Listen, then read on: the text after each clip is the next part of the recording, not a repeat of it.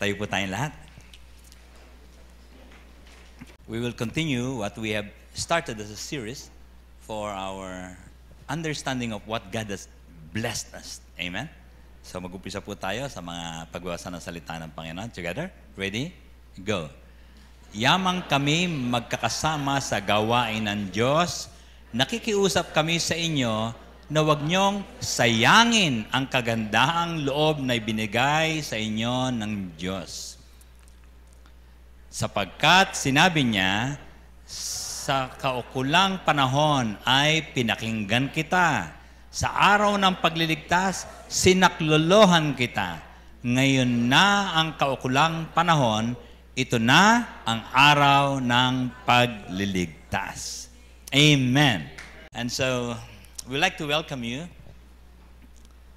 on this series called The Gifts. Do you know what God has given you? Amen? Alam niyo po ba na merong Holy Spirit? Kasi po sikat na sikat po ang Heavenly Father. Sino yun? Creator. Sikat na sikat po ang Panginoong Hesukristo. Sino siya? Tagapagligtas. Pero Holy Spirit, meron bang ganon? Alam niyo po ba na dapat sumikat siya sa inyong buhay sapagkat siya ay binigay upang gabayan tayo pang araw-araw, sabay-sabay, walang may iwan. Amen? At sa kanyang kapangyarihan, maitatawid niya tayo sa pandemyang ito.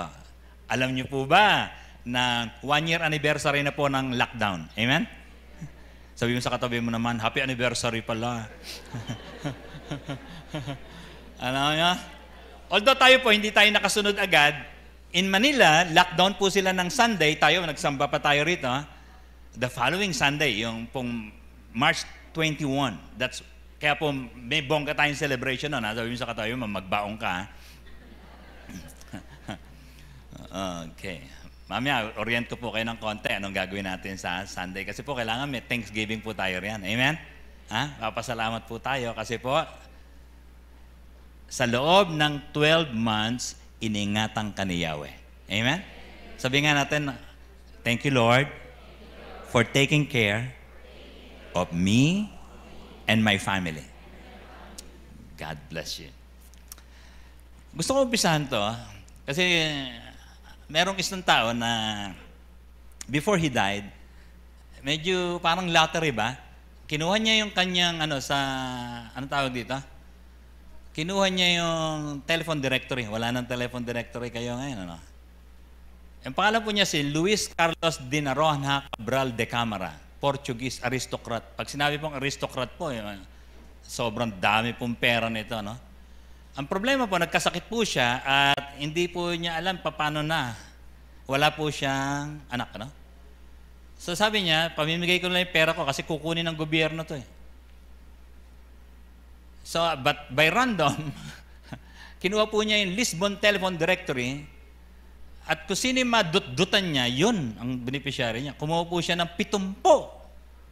Sabi mo nga sa katabi mo, sana ako yun. 70 beneficiaries in the presence of 2 witnesses 13 years before his death. Pero hindi po in-announce yun. Pinaprocess niya po sa abogado niya talaga yun. It was not announced. Basta may 2 witnesses lang, sabi niya, pag natigok ako, pamigay mo yung pera ko. 70 yun. Meron kayang ganito rito? Tumingin katabi mo kung nagpapamana yan. Ngayon po, hindi gagamitin telephone directory. Ang gagamitin po ay cellphone directory. Letter G, Gabasa. Uy, ako yun! The aristocrat was childless bachelor. Oh, walang asawa, no? At the same time, at the time of his demise, at age 42, some of his beneficiaries were so shocked at their good fortune that they initially believed they were being scammed. Wala yan, panis yan. Di totoo yan. Ganun ho ang parang dito sa Pilipinas, ang daming scammer, di ba? Ayun, totoo ho yung scam na yun. Pero ito, hindi ho nila kine-claim. Ang tagal na panahon, sa puntahan na po sila isa-isa, ito po yung mga ebidensya at doon lang po sila naniwala. Alright? Naniniwala po ba kayo na meron kayong mga potensyal na mga kayamanan? May it be health, talents, other gifts that you're not using simply because you do not believe or you are not aware. That's a serious concern. God has been so good to you. He has blessed you, but you do not know that God has blessed you. Kaya po yung binasa natin kanina, sabi niya, nakakahinayang na huwag niyong sayangin. Because God is in the business of blessing people. Pinapasikat niya ang araw sa masama at mabuti. Ayun ba? Alam niyo po ba sa ibang bansa, magte-take pa po ng vitamin D para lang sa sikat ng araw? Eh kayo po, kayaman po ng sikat ng araw dito, di ba? Every day you wake up for the sunshine. Amen? And so, I want you to ask yourself, do I have some unclaimed gift, unclaimed wealth in my life? So I have to verify it. Sino magko-confirm nito sa akin na meron nga talagang pinagkalooban Diyos? Alright? Now, ito, totoo ito. There are so many wasted gifts. Meron pong iba sa atin na bigyan ng regalo hanggang ngayon hindi pa binubuksan. Nasa tokador, nasa aparador lang. At siguro, may problema siya sa giver. Kung sino man yung nagkaloob sa kanya nun, kung ano man yung binigay niya, andyan lang. There are some wasted gifts. And so, one of the most important thing is the value of the giver before the value of the gift itself. Kaya pagka sinabi ko sa inyo, pinagkalooban ka ng Diyos and the giver is not important to you, you don't mind. That's a concern. So, bakit kaya may mga regalong di talaga nabubuksan?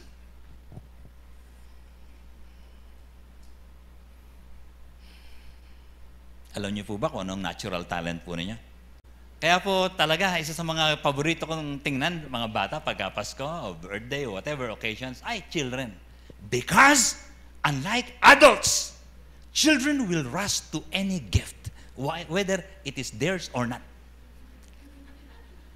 May binigay sa'yo. Ang saya po ng mga batang yan. Sabi mo sa katabi mo, be little children. Be like little children. Kaya si Jesus po, may ganitong sinabi. Sabi po niya, kapag hindi kayo nagbago at naging katulad ng mga bata, hindi kayo makakapasok sa kaharian ng langit. You got to become children in attitude. Ang taas po ng pride ng mga may edad, di ba? Sino mas mataas? Ang pride, lalaki, babae? Wag na, mag-aaway na naman yung mag-asawa. Mga pastor talaga. December 31 pa, itataon, pambira naman. Pwede ba January 1 na lang? Thank you for that beautiful testimony. Susulat ko mamaya sa MC Search. It speaks of humility to open a gift from someone. It means he is superior. That's from Hebrews. The giver is superior to the receiver. And so it takes a lot of humility, especially to inquire, what is he preparing for me? Some people do not value God's gift. Kaya po, nung nandito si Jesus, sinalita niya to, sabi po niya, huwag niyong ibigay sa mga aso ang banal na bagay. Baka pagkatapos ay kayo pa ang pagbalingan at sakmalin. Of course, dogs do not value your gift. Huwag niyong ihagi sa baboy ang inyong mga perlas sapagkat yuyurakan lamang nila ito ang mga yan. Hindi po magtatanong yung baboy na ilang kay yan. Hindi po. Wala siyang interest dyan. At ganoon din po ang mga ibang mga bagay pa na naipapagkaloob sa mga tao. Isa po ron, salita ng Diyos. No? Imagine, nasa Facebook na, di ba? Tinext mo pa, pinireward mo pa sa kanya. Pero, nilike naman. Saka nilagyan ng 10 heart. Okay po yan, di ba? Pero hindi nabasa. Yung MC Sears Daily pala, basahin nyo, ganda. No?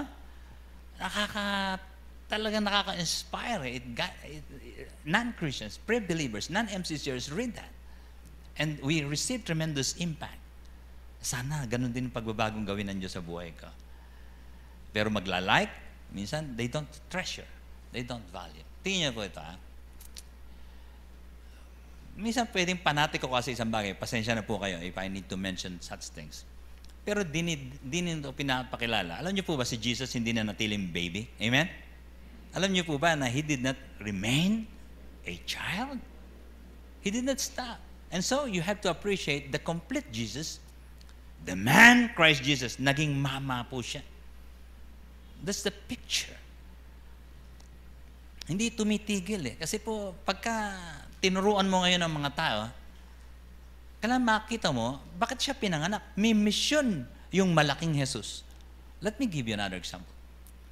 Pag kinilala mo siya bilang Jesus na tagapagligtas, kulang po yun. Kasi po, may mga tao pala, hindi siya kinikilala bilang Panginoon. You received the giver, pero He brought with Him a package. Yung buong pagkatao po niya, kailangan kasama po sa tinatanggap po natin. Are you with me? Jesus came not just bringing Himself. He came with a complete package of the kingdom of God for you. Kaya ho pala, pag sinarado mo yung utak mo, sinarado mo yung isip mo, hindi mo matanggap. Sapagkat may mga iba pala tuntunan po ang Diyos. Di ba? Pwedeng ang isang tao, sabihin niya, may sakit po ako, maaari po ba ang pangilingin ng Diyos? Opo. God is a healer. Pero hindi pwedeng, yun lang ang tatanggapin mo. Pag kinuha mo ang buong personalidad ng Panginoong Yesus, hindi lang siya tagapagpagaling, siya rin ay Diyos ng iyong buhay. He wants to run your life. He wants to be the governor of your life. Take the whole package. Nabuksan mo na po ba yung regalo mo ng Panginoon sa'yo? Isa sa mga paboritong statement ni Jesus, marami siyang I am, no? Na? Ito ang liwanag nito. Sabi niya, I am the door. I am not everything. I am not the destiny. I am just the door. Ano mapapala mo sa akin? Whoever enters through me will be saved. Pero hindi po period doon lang. May karugtong po. He will come in and go out and find pasture. Pagpapalain ka talaga ng Panginoon ng gusto because He brought with Him a complete package. Did you open your gift already? Amen? Amen? Alam mo ba? Are you interested with other gifts? Ay basta pupunta na ako sa langit pag namatay. Hindi po. Hindi pa po kayo namamatay. There is still part. Sabi niya, come in. Enjoy the complete package. I want you to enjoy fresh pasture. Amen? Huh? Look at this. Sabi niya, hindi sinabi ni Jesus, siya ang destinasyon eh. Sabi niya, ako ang daan, ang katotohanan na buhay. Walang makakapunta sa Ama. I am just a door. Amen? So meron po siyang pinagladaan sa atin eh. May pinapupuntahan po siyang isang bagay. And so my petition, my request this morning is this. Open the gift. Are you with me? Baka po, yes, sa akin si Jesus, tinanggap ko si Jesus. Even if Satan knew, pag nalaman po ng demonyo, ng diablo na tinanggap mo si Jesus, he doesn't care until you open the gift. Hindi po siya kinakabahan na tinanggap ko si Jesus if the gift is still closed. He doesn't mind. Amen? Sabi mo nga sa katayo mo, buksan mo na yung regalo. Pero kwento ka ng kwento. Kilala ko si Jesus, tinanggap ko si Jesus. So what? Wala ka namang relationship kay Jesus. That's a serious concern. Kahit umawit ka pa ng maraming jingle bell pag Pasko. Dashing through the snow. Pumunta ka sa church, umawit ka ng umawit, hindi ninenervyos si Satanas po sa atin. You know why? Because the gift is still unopened. Meron po siyang binigay sa inyo. Gusto niya pakinabangan po natin ang gusto. Amen? Now, look at this, huh? The gift has been delivered to you. Hindi po issue yung, na-deliver ba? Hindi ho. Ang tanong, binuksan ba? Amen? Pero wala po yan. May nagregalo po sa akin ng Lacoste last week. Huh? Sabi niya, Pastor, suot mo ha? importante po yung susuot. Amen? Amen? O nga, ito ang tanong ha. Are you aware that there is a gift? Number 2, do you open the box? Pinag-aaralan niyo po bang mabuti ito? Paano pakinabangan? At ang pangatlo, ginagamit po ba natin ito? Wala akong silbi yung, tinanggap ko si Jesus, pagkatapos takot ka sa coronavirus. Oh, lockdown. Ay, Jesus Maria Joseph, lockdown. You're not using the gift. Hindi ho usapin ngayon ang coronavirus. Kahit na nag-positive pa, hindi ho yun ang issue. Ang issue po, wala na pong namamatay halos. Naunawaan niyo po ba ito? Parang sipon na lang po ngayon yan. Now, tingnan niyo mabuti. Gusto ko para ma-appreciate niyo po itong regalo ng Diyos. Kasi kung saan po tayo nangahanap ng mga pangangailangan po natin. There are some basic human needs presented to us not only by psychologists, but even by other experts in human behavior. Look at this. Number 1, sabi niya, problema to pag wala ka nito. Hindi po talaga yung virus ang problema. If you don't have a sense of purpose, you will commit suicide. Mahalaga po yan. Bakit ka gumigising? Tama po yung Nescafe ba yun? Para kanino ka gumigising? Mabuti pa si Coco Martin, natanong yan. Ano? Tanongin mo naman, ba't ba ako gumigising? Kaya po sabi ko sa mga youth, yung mga youth na disappointed sa mga trabaho na, sabi ko, kayo may kasalanan yan. You are just finding a job.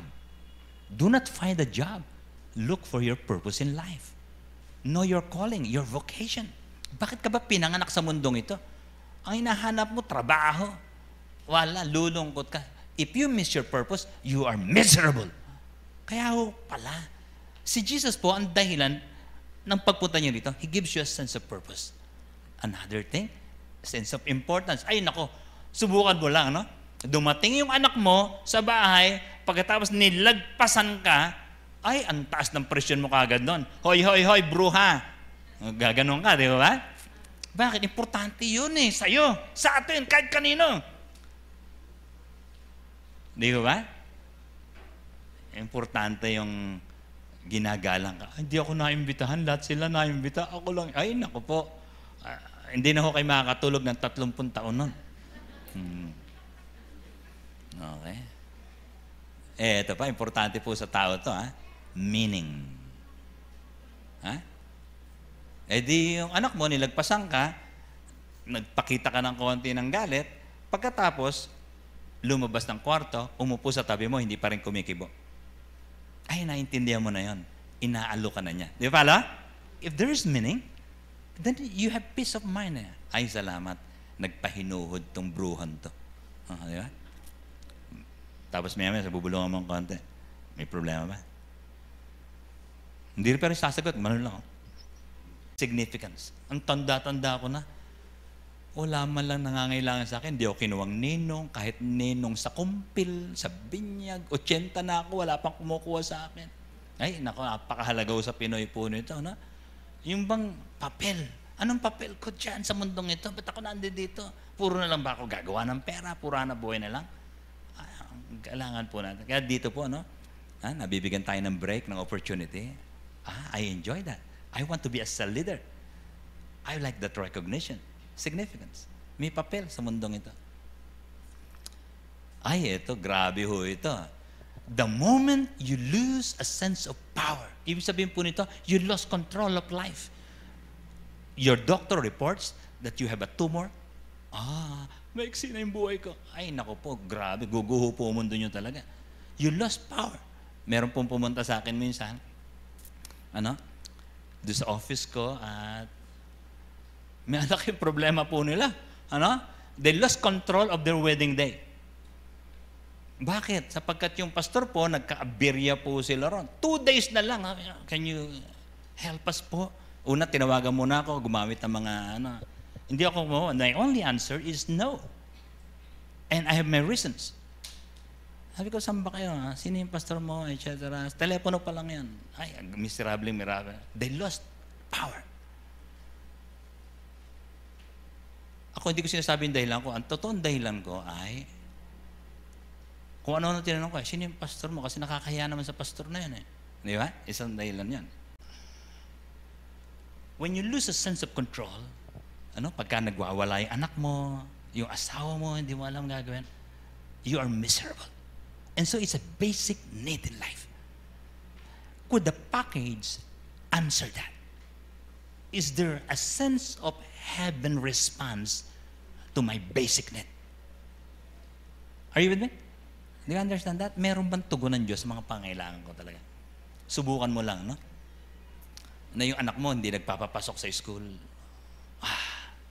Sakit pong problema, no? At ayaw makinig sa'yo.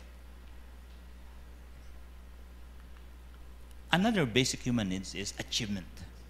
Subukan nyo lang na madinig mo, bumili to ng kotse, meron siyang bagong TV, yung bahay niya, pinapaayos niya, tapos ikaw, hindi mo kaya. Parang wala kang kwentang tao, yun ang feeling mo. Importante po, kaya bang ibigay ng Diyos itong mga pangailangan ko? Has He any answer to that? It's basic. And finally, belongingness. Kahit meron akong lahat ng achievement na yan, pero yung kamag-anak ko, yung asawa ko, iniwanan ako, kaya po umiiyak si Paul. Belongingness, that's very critical. Are you with me? Of all this, alin po rito ang palagay nyo, hindi nyo kayang sagutin, kaya bang bigay ng Diyos yan? Kung meron pong isa dyan, hindi po siya Diyos eh. And so you have to beg heaven and ask God, Lord, I need your help. If Jesus is in my heart, I need the other package, the complete package to be given to me. Here's what Jesus said. Muling sinabi ni Jesus, sumainyo ang kapayapaan. Pagkatapos, sila'y hiningahan niya at sinabi, tanggapin nyo ang Espiritu Santo. Jesus did not come alone. He did not come empty-handed. Meron po siyang mga dala-dala upang pagka nangailangan po tayo. Imagine, bago pa po i-launch ang Holy Spirit sa Book of Acts, bago pa po yung mag-Pentecost, na i-launch na sa mga alagad. Why? Because it's in Him. He can give it away. Are you conscious of what God can give you? Baka po ang dami natin tinatakbuhan, dami hininga ng tulong, gigipitin po tayo ng mundong ito. Let me repeat that. When you ask help from people, kayang-kaya po nila kayong gipitin. Kaya iba, nakita nyo, bebenta po ng lupa, binabarat. Bakit po? Argent, kailangan ma-operahan yung tatay ko. Ganun po sa mundo. Before doing anything foolish, before making any decisions in life, ito pong rule. If you're very emotional, angry, or grieving, don't make any decision. Come to God. Ito po sabi niyo, di ba? Nag-enjoy po kayo sa Korinto. Nasa Korinto po kasi tayo ngayon. Ako, enjoy na enjoy ko eh. No, sabi niyo, ang Diyos mismo ang naghanda sa amin para sa ganitong pagbabago. At ibinigay niya sa amin ang Espiritu bilang katibayan. Alam niyo kung ano sa English yan? Sa old version, ginamit po yung salitang as an earnest. He gave the Spirit as a deposit. He gave the Holy Spirit as a down payment to ensure. Gusto po niya siguraduhin, panatag na panatag ka. Sabi niya, kaya't malakas ang aming loob. Dito sa lupa, nakaka-nervyos, di ba? Ang daming mga problema, kabi-kabila ang pangangailangan at mga threat sa ating buhay. But He said this, malakas ang aming loob. Amen? What a story. Bakit malakas? May deposit eh. Merong katibayan na talagang magtatagumpay ako sa aking cell group. Na talagang hindi niya ako hihiyain. He will be using me. Ano? Ang pinakananais namin ay maging kalugod-lugod sa Kanya habang nandito ka sa katawang lupa. Ano insecurities po natin? Sabi niya, taken care of. Amen? Grabe ho yung gift. So don't tell me, it's just the spiritual. Ay, sa church, spiritual lang iniintindi dyan. No, business po ni Lord, a collective package given to you on hand. Open the gift. Use the gift. Amen. Pag-aralan nyo na po ito, ano ba yung mga binigay pa sa akin ng Diyos? Expose yourself. Uy, nung magsalita ako, pinakinggan ako. Amen? Uy, I have the capacity to gather people pala. Ang inisip ko, 5 lang iimbitahin ko, naging 15. Expose yourself. Make yourself one step higher and advance. Try it. Try everything. Uy, pag nag-pray pala, totoo pala yung, and the peace of God that surpasses understanding. Totoo pala yan. Hindi pa solve yung problema, nasa akin na yung peace. Ang dami pala ng package na yan. Amen? Open your package. Use the gift. Ito po ang isa. Bibigyan ko yung sample, ha? Karamihan po sa mga tao sa mundo to, hindi nila alam ano mangyayari sa kanila pagkamatay po nila. Kaya takot po yung mamatay. At iniisip niya ay, naku po, ito na, naku po, may taning daw ako, sabi ng doktor, 100 years to live na lang. 100 years, ang sabi, 100 years eh. Nangatal ka na mga agad. Alam niyo po ba na mamamatay naman talaga tayo lahat? Di ba? Are you aware of that? That's a human problem. Basic need po talaga ang life. Pero are you aware what happens after you die? If you have the package, sabi ni Paul, I am a citizen of heaven. Look at these words. Tayo ay mga mamamayan ng langit habang hinihintay ang Panginoong Hesukristo. Amen? Sino siya?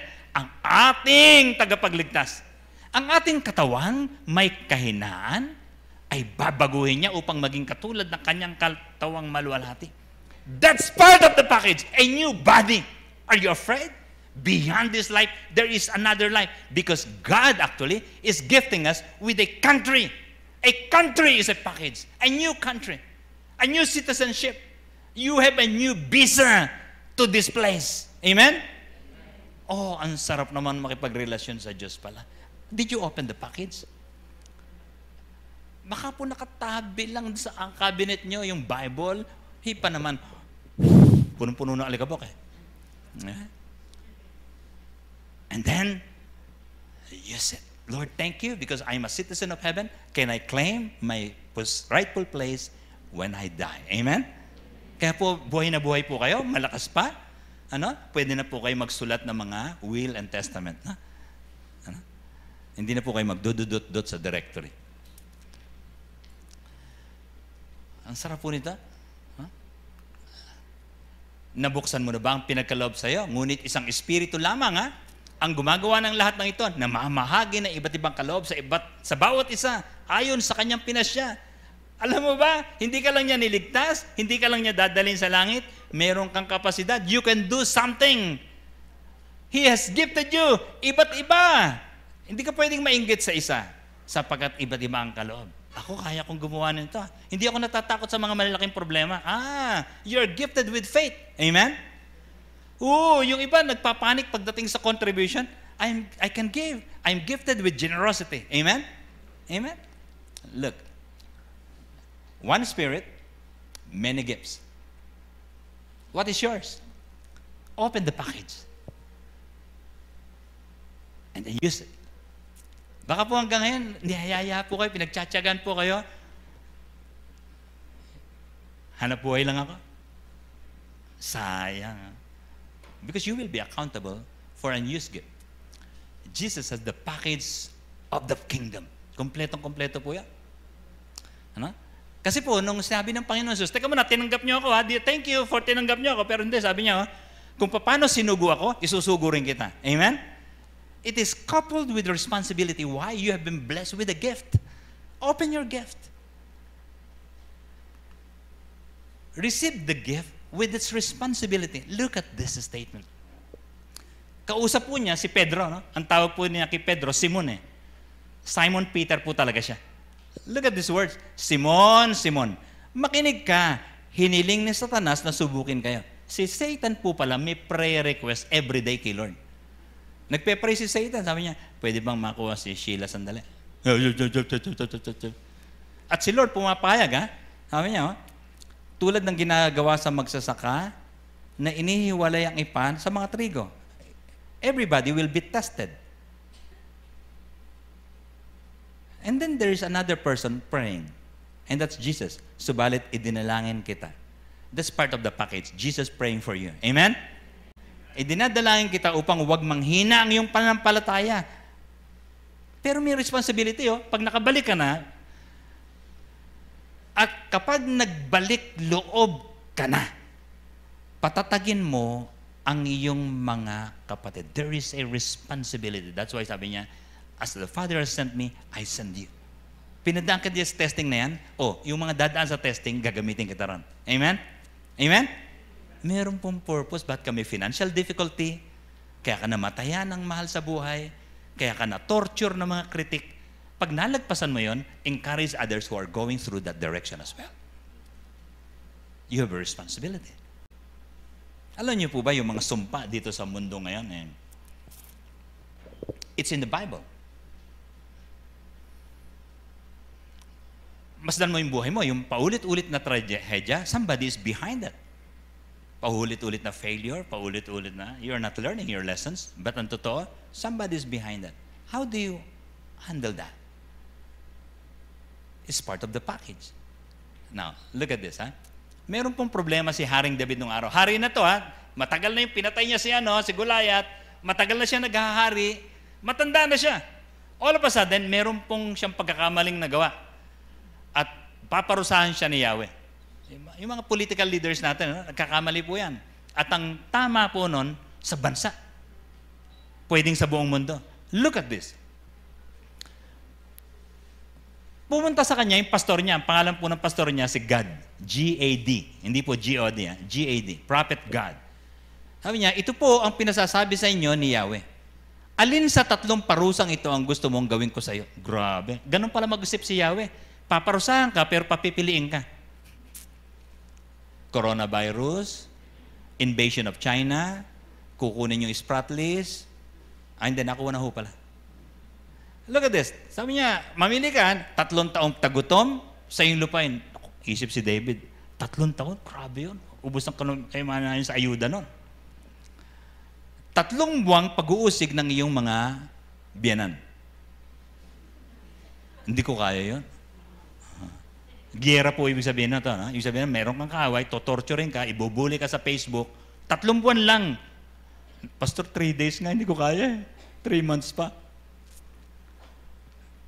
Ito ang isa. 3 araw lang, mas madali pero salot. 3 araw na salot. Pinili niya po ito. At nung nagsimula na po ang salot, ang dami na pong namamatay kaagad. Sabi niya, ako may kasalanan, bayan ng sinisingil. Nag-isip po siya mabuti. He consulted the Lord. He prayed, Lord, how could I ever solve this problem in our land? It's a tragedy. Buti na lang po, kasama sa package yan. Amen? Hindi na ito. Sabi po niya, nagpadala po si Lord ng envoy. Kaya ang ginawa po niya, inaksyonan niya po kagad. Sabi ng Lord sa kanya, mag-offering ka. Sinuggest po yun ni Propeta Gad. Sabi niya, ano po kaya ang inyong pakay kamahalan? Sabi ni Arauna. Nagpunta siya sa isang giikan ni Arauna. Sumagot si David, bibilin ko ang iyong giikan para pagtayuan ng altar si Yahweh. Ni Yahweh. Upang, together, ready? Read. Upang mahinto na ang salot. Do you understand that? God is interested with your response back to Him whenever He moves the nation or the world. Pwede ba magtanong? Magkano ang pwede mong itaya, matigil lang ang salot? Kung sakasakali kayang bilhin sa SM, kayang bilhin yung solusyon dito. Siya po, bibili siya ng isang real estate para pagtayuan ng altar because that would honor Yahweh. Tayo po, wala pa nga masyadong gasto sa mga simbahin natin. Konti lang, maliliit lang yung merienda. Di ba, Paul? 20,000 per day ba yan? Look at this, Here's the response of David. Kasi sabi ni Arauna sa kanya, huwag niyo na pong bilhin, matigil lang yung salot, libre na! Libre! Oy, grabe po yung sagot niya. I will not sacrifice to the Lord my God burnt offerings that cost me nothing. Ayoko ng libre. Pagbabayaran ko ang anumang dapat matigil lang ang salot. Is that your attitude? Pero alam niyo po, walang halaga, nakatapat talaga Tingnan niyo po yung ginawa ng Diyos sa atin. Gusto ko maisip niyo. Si David is willing to pay. Dapat I would pay the cost. Pero may sumagot po doon sa atin. Tinubos tayo ni Kristo mula sa sumpa ng kautusan. Grabe po, sinalo niya po lahat na sumpa ng kahirapan. Sinalo niya na po yun eh. Prosperity is part of the package. Amen? Palagi na lang akong tatanggal sa trabaho, ang baba ng sweldo ko, minamalit pa ako ng mga kasamahan ko. Is there a chance sasagutin ni Jesus yun? Yung self-respect, yung honor, yung significance, yung importance. Sabi niya, tinubos tayo ni Kristo sa mga sumpa ng kautusan nang siya ay isinumpa para sa atin. Sapagkat nasusulat, isinumpa ang bawat binibitay sa kahoy. Palapakan natin ang Panginoon.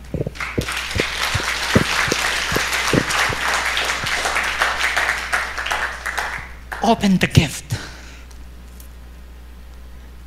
Use the gift in this pandemic. The curse has been paid for already. Niligtas po tayo ng Panginoon. Many people are very afraid again. The market has been locked down. They said the friendship will be locked down. We know the facts. We are not foolish. Hindi po namin kayo sinusugal para lumabas na kalsada para lang magsimba. If you don't want to go to church because you're afraid, it's okay. Hindi po kayo magkakasala. Pero sayang if you don't know the package. Sinagot po ng Kalbaryo ang mga sumpa. Ang coronavirus po, may address po yan. Hindi po para sa mga mananampalataya. Are you with me? May hinahabol po yan. Maaring katabi mo, yung sa bahay.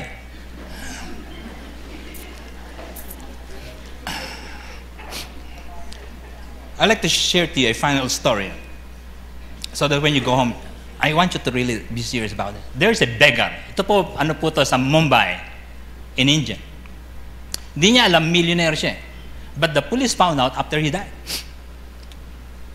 Ang pangalan po niya si Asad. Asad used to live alone and his neighbor knew nothing about him. We identified him, sabi po ng police, through documents found at his residence and came to know that his family resides in Rajasthan. We have contacted his son who is a beneficiary of his fixed deposit. May fixed deposit yung pulubi? Quoted by the news agency. Ito po yung na-discover na pera niya. Maliban pa sa fixed deposit, he is not using his money. A fixed deposit of rupiah 8.77 lakhs, around rupiah 1.5 lakhs. Ito pong dalawang combined is millions in Philippine peso. Meron po siyang cash, mostly in coins. Ito po yan. Ito po yung pulis na nagbibilang. Mahilo-hilo na po siya kabibilang.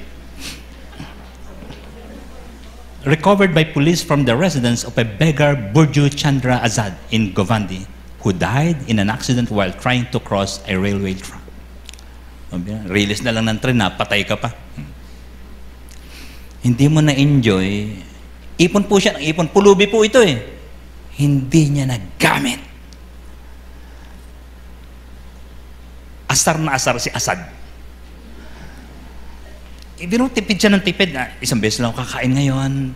Pamamalimos lang po yun. No? Siguro pa minsan may natuwa sa kanya, bibigyan siya ng 50 mil, okay po yun. No? Pero hindi niya gagamitin. Hindi niya gagamitin. Sabi niya, baka pulubi nga ako eh.